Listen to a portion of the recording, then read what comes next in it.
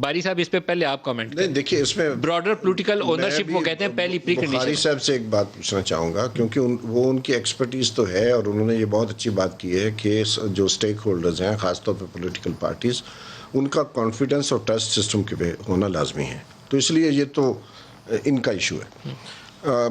میرا ایشو یہ ہے کہ جب تک آڈیٹیبل ٹریسیبل بیلٹ پیپر نہیں ہوگا تو ای وی ایم نہیں چلے گی.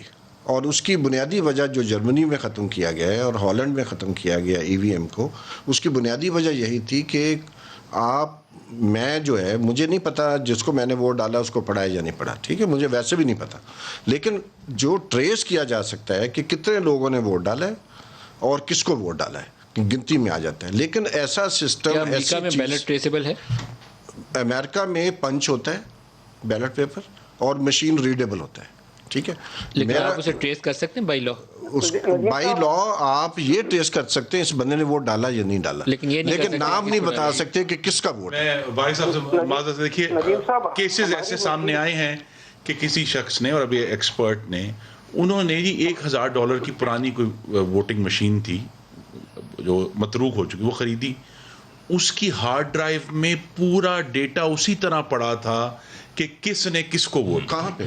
سر امریکہ میں, سر ای بے پہ اس نے خریدی machine and they found out the hard drive was untampered. اس میں بالکل سر ایشو یہ ہے, دیکھیں جو بخاری صاحب فرما رہے ہیں درست فرما رہے ہیں, لیکن ووٹنگ میں سنیں, لیکن ووٹنگ میں ایک پیچیدگی ہے. آپ نے ایک طرف اس کی سینکٹیٹی قائم رکھنی ہے لیکن ووٹ ڈالنے والے کی آئیڈینٹی اس سے علیحدہ کرنی ہے.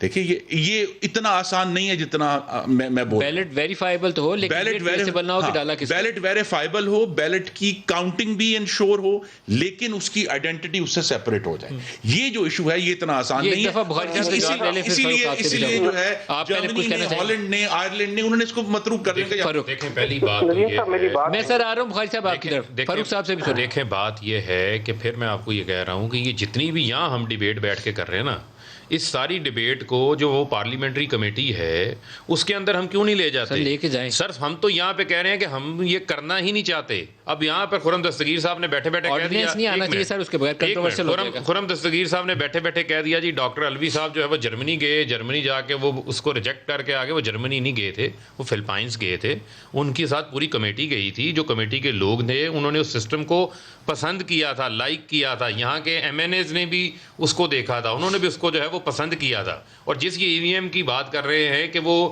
گبول صاحب کہہ رہے تھے وہ ہیک ہو جائے گی, بھائی اس کا انٹرنیٹ کنیکشن سے کوئی تعلق ہی نہیں ہے, وہ وداؤٹ انٹرنیٹ رن ہوگی. اور آپ اے ٹی ایم یوز کرتے ہیں, آپ کریڈٹ کارڈ مشین یوز کرتے ہیں, کسی جگہ شاپنگ کرتے ہیں, تو جب آپ ٹرانزیکشن تو آپ کی الیکٹرانکلی ہو جاتی ہے لیکن آپ کو ایک رسید بھی ملتی ہے.